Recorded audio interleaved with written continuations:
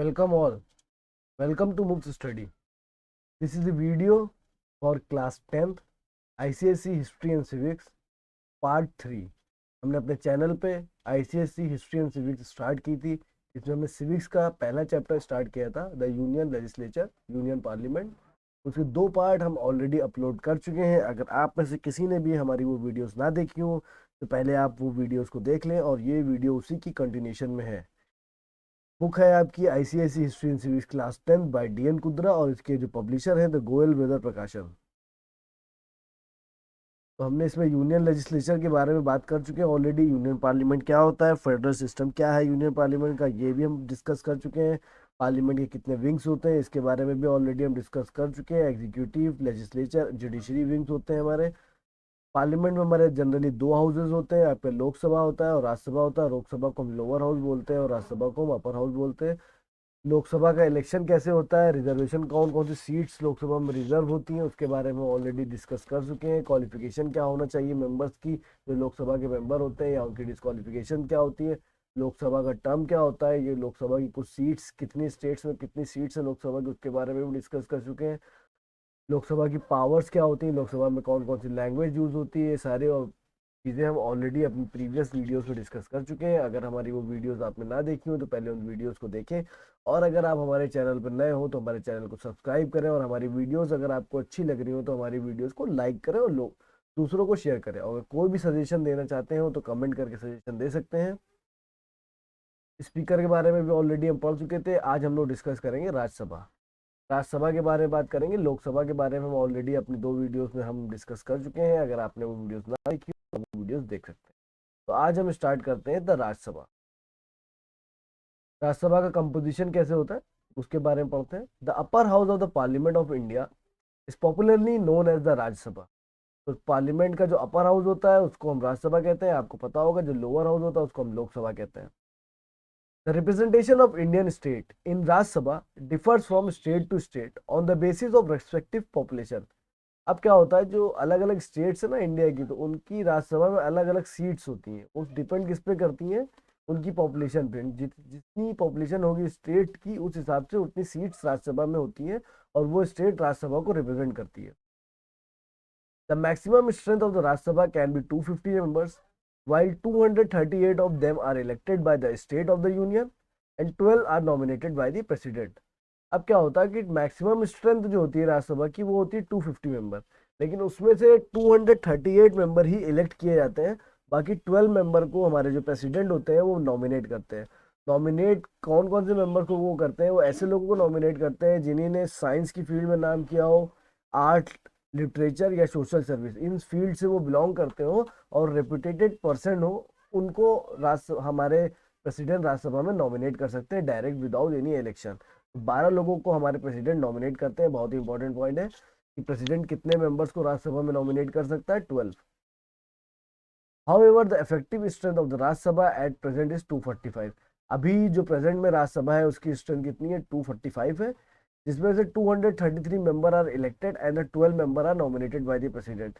जिसमें से 233 मेंबर्स को इलेक्ट किया गया है, और जो 12 मेंबर है वो किसने नॉमिनेट करे, प्रेसिडेंट ने, क्योंकि प्रेसिडेंट 12 मेंबर्स को नॉमिनेट कर सकता है. कमेंट करके आप मेरे को बताइएगा लोकसभा में प्रेसिडेंट कितने मेंबर को नॉमिनेट कर सकता है. अगर आपने हमारी पिछली वीडियोस देखी है तो कमेंट करके बताइए कि लोकसभा में प्रेसिडेंट कितने मेंबर्स को नॉमिनेट कर सकता है. राज्यसभा का इलेक्शन और टर्म क्या क्या है देख लेते हैं. Election term. The representation of each state in council of state और Rajya Sabha are elected by the elected members of the legislative assembly of the state in accordance with the system of the proportional representation by the means of the single transferable vote for a period of 6 months. सबसे important point इसमें क्या है, राज्यसभा के member का जो period होता है वो कितना होता है, 6 ईयर का होता है. लोकसभा में होता है 5 ईयर का, राज्यसभा में कितना होता है, 6 ईयर में. अब इनका इलेक्शन कैसे होता है ये समझ लेते हैं. इलेक्शन जो होता है इसमें वो एमएलए जो होते हैं, मतलब आपकी स्टेट की जो गवर्नमेंट होती है, जब उसका इलेक्शन होता है, विधानसभा इलेक्शन जब होते हैं, तो जो विधानसभा के मेंबर्स होते हैं यानी एमएलए, हर स्टेट में अलग अलग एमएलए होता है. वो एमएलए क्या करता है, अपने में से ही अपनी स्टेट के लिए एक मेंबर को इलेक्ट करता है जो राज्यसभा में उसकी स्टेट को रिप्रेजेंट करेगा.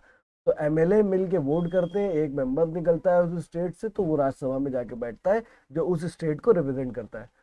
तो इसका इलेक्शन कौन करता है? इसका इलेक्शन होता है एमएलए के बीच में, यानी विधानसभा के मेंबर्स इसको इलेक्ट करते हैं, एक बंदा अपने ही में से, और वो बंदा रिप्रेजेंट करता है जाके पूरी स्टेट को राज्यसभा में।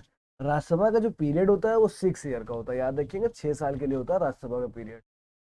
यहाँ पे एक छोटा सा क्वेश्चन है, who is the MP of your area? आपके एरिया का जो भी मेंबर ऑफ पार्लियामेंट है, आप जिस किसी भी एरिया से बिलोंग करते हो तो कमेंट करके बताइएगा कि आपके एरिया का मेंबर ऑफ पार्लियामेंट कौन है। Election of the members. अब राज्यसभा के मेंबर का इलेक्शन कैसे होता है? जैसे कि मैंने आपको बताया, the Rajya Sabha is a permanent house. Rajya Sabha एक परमानेंट हाउस है, यानी एक परमानेंट हाउस है, लोकसभा की तरह ये डिसॉल्व नहीं हो सकता। It can not be dissolve like Lok Sabha. जैसे लोकसभा को डिसॉल्व कर दिया जाता था, वैसे राज्यसभा को कभी डिसॉल्व नहीं किया जाता। राज्यसभा एक परमानेंट हाउस है। Each member of the Rajya Sabha is elected for a period of 6 year. Rajya Sabha का हर मेंबर 6 साल के लिए इलेक्ट किया जाता है। इसका टाइम पीरियड कितना है? 6 साल। 1/3 of the total member of the house retires after every 2 year. ये भी एक इंपॉर्टेंट पॉइंट है।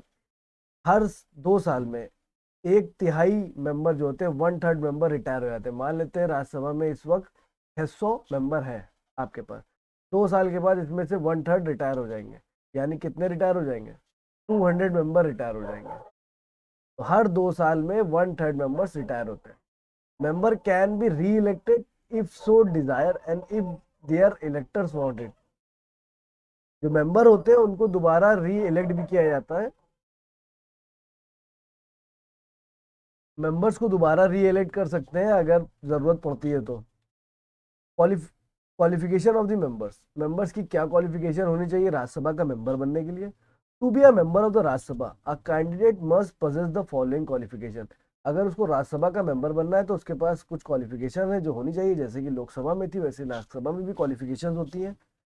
पहला तो क्या है कि he must be a citizen of India. India के सिटीजन होने चाहिए, तभी वो राज्यसभा का मेंबर बन सकता है। तो पहली तो मस्ट है। He should be at least 30 years of age. उसकी मिनिमम एज, या एटलीस्ट मतलब कम से कम वो 30 साल का होना चाहिए। राज्यसभा का मेंबर बनने के लिए एज कितनी है? 30 साल। आप कमेंट करके बताइएगा लोकसभा का मेंबर बनने के लिए मिनिमम एज कितनी होनी चाहिए। He should not B proclaim offender. He should not B proclaim offender, same जैसा लोकसभा में था कि वो प्रोक्लेम ऑफेंडर ना हो, यानी वो कोई भी ऑफेंड ना किया हो उसने। उस अच्छा आदमी हो, शरीफ आदमी हो, नेक आदमी हो, कोई भी केस फर्जी के केसेस ना चल रहे हो उसके ऊपर। ही should not hold any office of profit under the government. Same Lok Sabha में जैसी कंडीशन थी आपकी कि उसके पास कोई और ऑफिस ऑफ प्रॉफिट नहीं होना चाहिए किसी भी गवर्नमेंट के अंडर, यानी स्टेट गवर्नमेंट या सेंट्रल गवर्नमेंट में वो ऑलरेडी कोई ऑफिस होल्ड ना करे हो। Like the member of the Lok Sabha, he or she should possess such other qualification as may be specified by parliament from time to time। और अगर कुछ और क्वालिफिकेशन पार्लियामेंट अगर वक्त पे वक्त के साथ बदलता है अपनी कंडीशंस को, तो उसको वो क्वालिफिकेशन भी फुलफिल करना चाहिए। जैसे लोकसभा में था कि कुछ क्वालिफिकेशन बाद में ऐड ऑन हुई थी, तो सेम ऐसे ही राज्यसभा में भी होता है। डिस्क्वालिफिकेशन की बात करते हैं। डिस्क्वालिफिकेशन ऑफ द मेंबरशिप की डिस्क्वालिफिकेशन कैसे होती है? All the disqualification refer to above in case of the member of the Lok Sabha also apply। जैसे लोकसभा में होता था कि कोई भी क्वालिफिकेशन को अगर उसने फॉलो नहीं किया तो वो डिस्क्वालीफाई हो जाएगा, सेम ऐसे ही राज्यसभा में भी होता है कि जो क्वालिफिकेशन होती है राज्यसभा की उसको वो फॉलो करना है। अगर वो फॉलो नहीं करता, उन क्वालिफिकेशन पे खरा नहीं उतरता, उसको डिस्क्वालीफाई कर जाता है। तो पहली कंडीशन क्या है? He should not hold any office of profit. तो ये तो अभी मैंने पढ़ा ही था कि ये क्वालिफिकेशन है कि उसके पास कोई दूसरा ऑफिस नहीं होना चाहिए, ना सेंट्रल गवर्नमेंट ना स्टेट गवर्नमेंट में। He should not be out of unsound mind, यानी मेंटल, उसकी मेंटल हालत सही होनी चाहिए, दिमाग काम कर रहा हो। He should not be an undischarged insolvent. Insolvent undischarged insolvent का मतलब क्या? उसके ऊपर कर्जा नहीं होना चाहिए, डेप्थ नहीं होना चाहिए, जैसे लोकसभा में था। He has not cease to be citizen of India. उसको इंडिया के सिटीजनशिप से ना हटाया गया हो, ये भी तो पहले ही पॉइंट है कि सिटीजन होना चाहिए। He should not have been disqualified by any law pass by the Indian government. और किसी भी इंडियन गवर्नमेंट का कोई भी लॉ हो उसने उसको डिस्क्वालीफाई ना किया हो। तो ये कुछ कंडीशंस है जो होना चाहिए लोक राज्यसभा का मेंबर बनने के लिए। अब बात करते हैं प्रिसाइडिंग ऑफिसर या चेयरमैन ऑफ द राज्यसभा। जैसे लोकसभा में आपका स्पीकर होता था, तो स्पीकर क्या होता था? लोकसभा का हेड होता था। सिमिलरली उसी तरह से आपका राज्यसभा में क्या कौन होता है? राज्यसभा में जो प्रिसाइडिंग ऑफिसर होता है वो कौन होता है आपका? वो राज्यसभा का हेड होता है और उसको चेयरमैन ही बोला जाता है। तो कौन होता है इसमें? The vice president of India is the x official chairman of the Rajya Sabha. जो इंडिया का वाइस प्रेसिडेंट होता है वही आपका राज्यसभा का प्रिसाइडिंग ऑफिसर भी होता है और चेयरमैन भी होता है। तो याद रखिएगा, जो वाइस प्रेसिडेंट होता है इंडिया का वही आपका राज्यसभा का चेयरमैन कह सकते हैं उसको, या प्रिसाइडिंग ऑफिसर कह सकते हैं। Rajya Sabha elects deputy chairman from among its member, और राज्यसभा अपना जो डिप्टी चेयरमैन होता है उसको अपने मेंबर्स में से ही एक डिप्टी चेयरमैन चुन लेती है। तो वाइस प्रेसिडेंट आपका चेयरमैन होता है और डिप्टी चेयरमैन को वोटिंग की जाती है, राज्यसभा के मेंबर्स आपस में वोट करते हैं और आपस में ही एक बंदे को डिप्टी चेयरमैन चुन लेते हैं। Duties of the chairman of the Rajya Sabha are the same as those of the speaker. जो जो ड्यूटीज स्पीकर की होती है सेम ड्यूटीज आपकी राज्यसभा के चेयरमैन की होती है। स्पीकर कौन होता है? हेड होता है ना लोकसभा का, सेम यहाँ पे आपका चेयरमैन होता है राज्यसभा का हेड।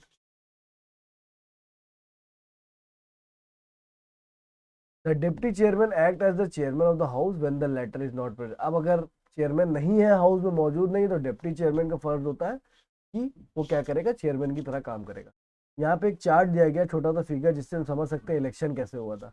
तो ये मान लेते हैं किसी भी स्टेट की विधानसभा है, कोई भी स्टेट है, मान लेते हैं यूपी है और उसकी एक विधानसभा कोई है, मान लेते हैं उसकी विधानसभा कौन सी है, कोई भी विधानसभा मान लेते हैं 172 विधानसभा आपकी यूपी की। तो यहाँ पे कुछ लोग इलेक्ट हुए, यूपी विधानसभा में कुछ लोग इलेक्ट हुए और ये सब लोग पहुंचे कहाँ पे, एक ही विधानसभा है आपकी, और ये सब लोग एमएलए बन के पहुंचे विधानसभा। तो विधानसभा क्या होता है, स्टेट्स के जो इलेक्शन होते हैं ना, जो सीएम बनते हैं स्टेट के, तो वो इलेक्शन होते हैं विधानसभा के इलेक्शन उनको बोला जाता है।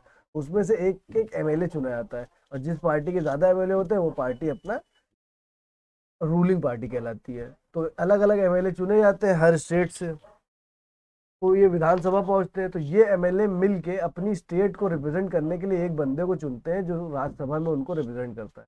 तो ये सब लोग अपने में से एक बंदे को चुनेंगे, तो वो बंदा कहाँ जाएगा, राज्यसभा में। ऐसे ही हर स्टेट की अलग अलग विधानसभा होती है, तो हर स्टेट से एक एक बंदा आता है आपका। वो डिपेंड करता है कितनी सीट्स है उस स्टेट्स की राज्यसभा में, उसकी पॉपुलेशन पे डिपेंड करता है। तो ये हो गए इलेक्टेड मेंबर्स, और ये 12 मेंबर को कौन नॉमिनेट करता है, ये 12 मेंबर को आपका प्रेसिडेंट नॉमिनेट करता है। आई होप आपको ये चार्ट समझ में आ रहा होगा। विधानसभा में इलेक्टेड एमएलए होते हैं, जो स्टेट्स के इलेक्शन होते हैं उसमें आप वोटिंग करते हैं, और सीएम जो बनता है, तो वो जो रूलिंग पार्टी होती है जिसके एमएलए ज्यादा होते हैं वो सीएम बन जाता है। तो वो जो एमएलए होते हैं वो अपने में से एक बंदे को चुनते हैं, वो बंदा उस स्टेट को कहाँ रिप्रेजेंट करता है, राज्यसभा में। तो उसमें से एक बंदा निकल के आता है राज्यसभा में। अब ये डिपेंड करता है उस स्टेट की राज्यसभा में कितनी सीट्स होंगी, किसी की 2 होती है, किसी की 1 होती है। तो उस स्टेट की पॉपुलेशन पे डिपेंड करता है कि कितनी सीट्स होंगी। Advantage of Rajya Sabha. राज्यसभा की क्या क्या एडवांटेज है? There is no denying that the fact that the Lok Sabha is the more powerful than the Rajya Sabha, but the Rajya Sabha has some advantages over its own. ये तो कोई वो नहीं है, मैंने पहले ही बताया था कि लोकसभा जो होता है वो हाउस ऑफ पीपुल होता है और उसके पास ज्यादा पावर होती है, लेकिन राज्यसभा के पास अपनी अलग अलग एडवांटेज है। क्या क्या एडवांटेज है वो भी देख सकते हैं। Many great scientist, artist, literary person, scholar who feel shy of contesting the election can be accommodated in the Rajya Sabha. They can be nominated to the Rajya Sabha by the president. अब क्या होता है कि कुछ अच्छे scientist हैं, artist हैं, literary person है जो कि पॉलिटिक्स में आना चाहते हैं, लेकिन वो इलेक्शन नहीं लड़ना चाहते क्योंकि उनको शर्म आ रही है, या वो डर रहे हैं, या शाई हैं कि इलेक्शन हो सकता है वो ना जीते या जीत भी सकते हो, या वो रोड पे नहीं आना चाहते हो वोट मांगने के लिए। तो प्रेसिडेंट क्या करता है, ऐसे लोगों को खुद, प्रेसिडेंट जो अच्छे लोग हैं, जो फेमस है और इस फील्ड में उन्होंने ज़्यादा काम किया है, तो प्रेसिडेंट उनको नॉमिनेट कर सकता है। तो इसमें लोग नॉमिनेशन के थ्रू भी आपका राज्यसभा में पहुंच सकते हैं। दूसरा पॉइंट क्या है, the Rajya Sabha can be given representation, the state can be given representative in the Rajya Sabha. The representative of the each state in the Rajya Sabha are elected by the member of the. अब क्या होता है, हर स्टेट को एक बंदा रिप्रेजेंट करता है राज्यसभा में, और वो बंदे को कौन इलेक्ट करता है, वहां के लेजिस्लेटिव असेंबली के पर्सन। तो क्या होता है, इस तरीके से हर स्टेट का एक रिप्रेजेंटेटिव वहां आपका पहुंच जाता है जो उस स्टेट को रिप्रेजेंट करता है। हर स्टेट से एक आदमी राज्यसभा में होता है जो उस स्टेट को रिप्रेजेंट करता है। The Rajya Sabha is the permanent house in case of emergency. If even the Lok Sabha is dissolve, it is the Rajya Sabha which shoulder all the responsibility of the union legislature. अब क्या होता है, राज्यसभा एक परमानेंट हाउस है, मैंने आपको ऑलरेडी बताया था। तो अगर इमरजेंसी लग जाती है और लोकसभा डिसॉल्व हो जाती है, तो सारी जिम्मेदारी किसके कंधों पर आ जाती है, सारी जिम्मेदारी आ जाती है राज्यसभा के कंधे पे, और राज्यसभा यूनियन लेजिस्लेचर को चलाती है। The Rajya Sabha can declare any of the subject in the state list to be a subject of national interest. अब क्या होता है, जो स्टेट लिस्ट होती है ना, उसमें राज्यसभा किसी भी सब्जेक्ट को इंक्लूड करवा सकती है। एक लिस्ट होती है स्टेट की जिस मैटर पे लोग डिस्कस करते हैं। स्टेट का पार्लियामेंट जो होता है वो स्टेट्स लिस्ट होती है और अलग अलग सब्जेक्ट होते हैं उसमें पब्लिक इंटरेस्ट के, और उन मैटर्स को वो लोग डील करते हैं। तो राज्यसभा चाहे तो स्टेट लिस्ट में कोई भी सब्जेक्ट ऐड करा सकती है और फिर उस पर डिस्कशन करना पड़ेगा पार्लियामेंट को। thereby empowering the union parliament to legislate on the subject. अब कोई भी टॉपिक या कोई भी सब्जेक्ट उसने अगर ऐड करा दिया स्टेट लिस्ट में, तो अब गवर्नमेंट को या पार्लियामेंट को उस सब्जेक्ट पे बहस करनी पड़ेगी और देखना पड़ेगा उस सब्जेक्ट को कैसे सॉल्यूशन किया जा सकता है। इससे ये फायदा होता है कि राज्यसभा छोटी छोटी स्टेट्स के इशू को भी ऐड करा सकती है और पार्लियामेंट जो कि सेंट्रल गवर्नमेंट है वो एक छोटी छोटी स्टेट्स के इशू को भी देखेगी और कोई भी स्टेट का इशू उनकी नजरों से हटेगा नहीं।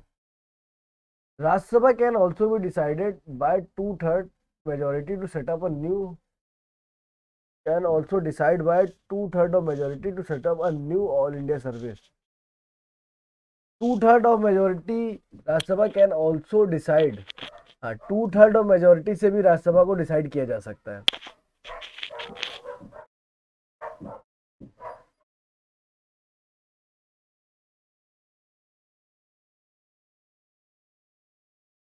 Privilege of the member of the parliament. अब जो पार्लियामेंट के मेंबर होते हैं उनको क्या क्या प्रिविलेजेस मिलती है उनके बारे में पढ़ लेते हैं। The member of both the houses of the parliament, that is the Lok Sabha and the Rajya Sabha, are entitled to certain privilege. कुछ प्रिविलेज मिलेंगी भाई, आप मेंबर ऑफ पार्लियामेंट है तो उनको कुछ सहूलियतें दी जाएंगी। अब देखते हैं क्या क्या सहूलियतें हैं। पहला है freedom of speech. The member of the parliament have the freedom to speak out their views within as well और आउट ऑफ द पार्लियामेंट। अब जो भी पार्लियामेंट के मेंबर होते हैं उनको ये फ्रीडम होती है कि वो अपनी राय रखें, बात करें, अपना जो भी व्यूज है वो पार्लियामेंट के अंदर भी बोल सकते हैं उसको, पार्लियामेंट के बाहर भी उनको बोल सकते हैं।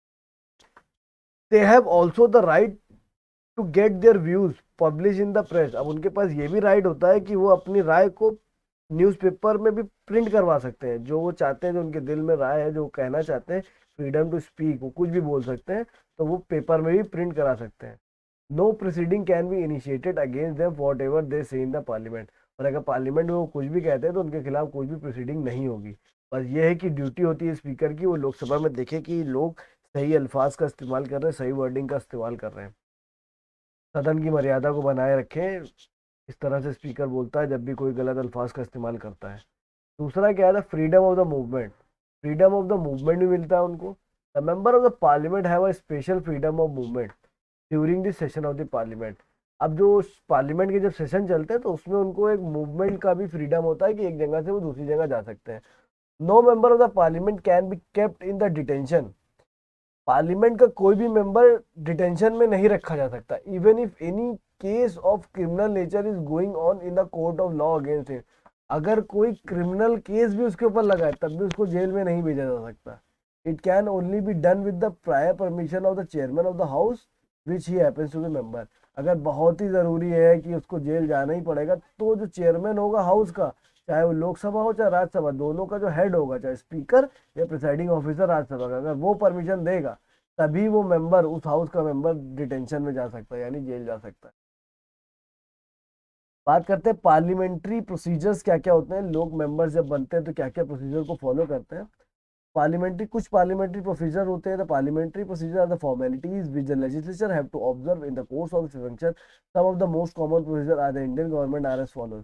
कुछ फॉर्मेलिटीज होती है, जब कोई भी इलेक्शन जीत के आता है तो अलग अलग फॉर्मेलिटीज होती है, उसके बाद ही वो लोकसभा या राज्यसभा में आता है और जनता को वहाँ रिप्रेजेंट करता है। सबसे पहली चीज होती है ओथ, शपथ लेते हैं वो। आफ्टर द जनरल इलेक्शन और by the election of the mid term the duly elected member have to take the oath. अब जैसे ही इलेक्शन वो जीत के आ रहे हैं तो उनको सबसे पहले शपथ लेनी है।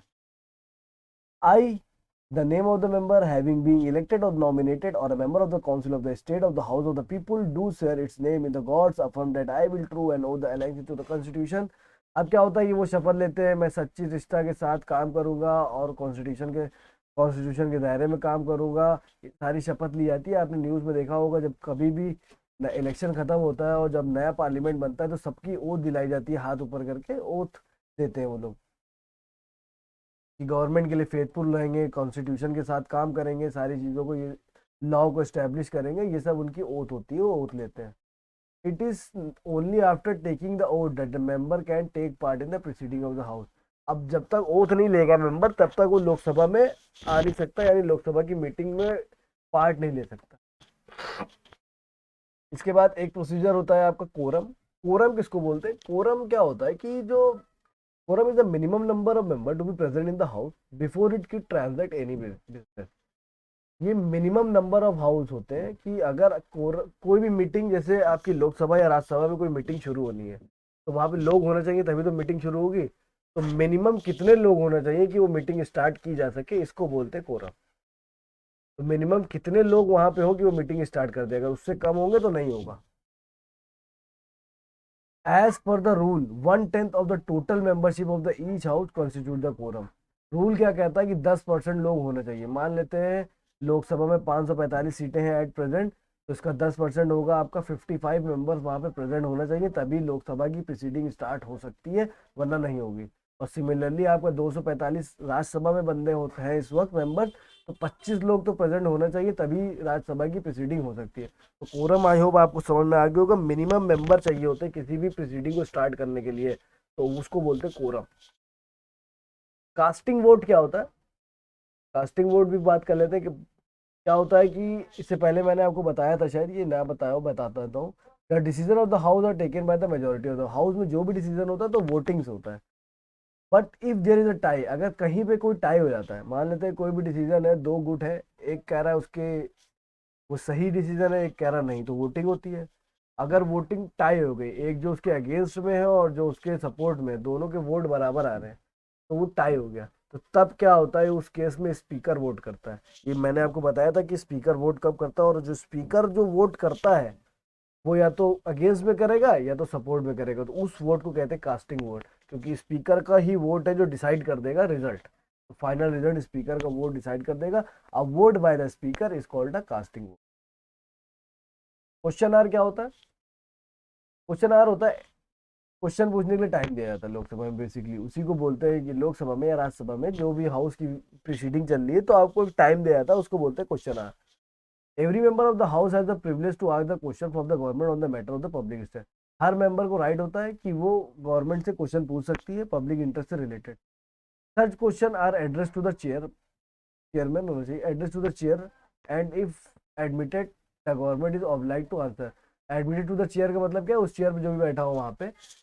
बेसिकली होता है क्या, लोकसभा में जब भी क्वेश्चन पूछा जाता है तो आपको स्पीकर महोदय की तरफ करके पूछना पड़ता है, मतलब उनके थ्रू पूछते हैं सरकार से। तो एड्रेस किसको करते हैं? स्पीकर को। The government is obliged to answer, अगर गवर्नमेंट चाहे तो उसको आंसर भी दे सकती है। First hour of the every working day of the house is reserve for the question unless the speaker decide. हर दिन का जो भी बिजनेस डे होता है, जब लोकसभा काम कर रही होती है, तो उसका पहला घंटा क्या होता है? क्वेश्चंस के लिए होता है। Members of the parliament government से क्वेश्चन पूछ सकते हैं पब्लिक मैटर से रिलेटेड। पहला घंटा हमेशा बुक होता है, अगर पहले घंटे में नहीं हो रहा तो स्पीकर डिसाइड कर देता है कि कब क्वेश्चन आवर लिया जाएगा। There are three type of the question: unstart question, start question और short notice question. Start question क्या होता है, इसके बारे में बात कर ले। Start question have to be answer in the written form by the minister concern. Unstart question, unstart question क्या होता है? अगर किसी मेंबर ने आपका क्वेश्चन पूछ लिया आपसे, वो अनस्टार्ट क्वेश्चन है, तो अनस्टार्ट क्वेश्चन को आपको रिटन फॉर्म में जवाब देना पड़ता है। जिस मंत्री मिनिस्टर से मेंबर ने क्वेश्चन पूछा है, उसको उसको रिटन फॉर्म में जवाब देना पड़ेगा। स्टार्ट क्वेश्चन क्या होता है? ओरल क्वेश्चन होते हैं, ये मुंह से बात होती है, इसमें कोई रिटर्न फॉर्म नहीं होता। किसी मंत्री मिनिस्टर से किसी मेंबर ने क्वेश्चन पूछा तो ओनली उसको वो बता देंगे। तो ये आपका होता है start question. Short notice period क्या होता है कि कोई ऐसा मैटर है जो पब्लिक इंटरेस्ट से रिलेटेड है, बहुत ही अर्जेंट है, उससे रिलेटेड अगर आपको क्वेश्चन पूछना है, तो आपको उससे प्रायर 10 दिन पहले नोटिस देना पड़ता है। उस मैटर का क्वेश्चन पूछने से पहले आपको नोटिस देना पड़ेगा स्पीकर को, कि स्पीकर को 10 दिन पहले एक प्रायर नोटिस जाएगा, फिर आप वो क्वेश्चन को पूछ सकते हैं। जीरो आर क्या होता है? The time immediately following the question hour. Question hour के जस्ट बाद जो टाइम होता है उसको बोलते हैं हम लोग जीरो आर। जीरो आर आपका 12 बजे स्टार्ट होता है जनरली, मान के चलिए 12 बजे आपका जनरली स्टार्ट होता है। इसमें मेंबर अपने इश्यूज रेज करते हैं, और जो भी इंपॉर्टेंट क्वेश्चन होते हैं उनको भी रेज कर सकते हैं। और ये जनरली लंच ब्रेक से पहले होता है, और लंच ब्रेक पार्लियामेंट में कब होता है? 1 बजे होता है, तो इसका मतलब 1 घंटे का ही होता है आपका। 1 घंटे का ही आपका 0 आवर होता है।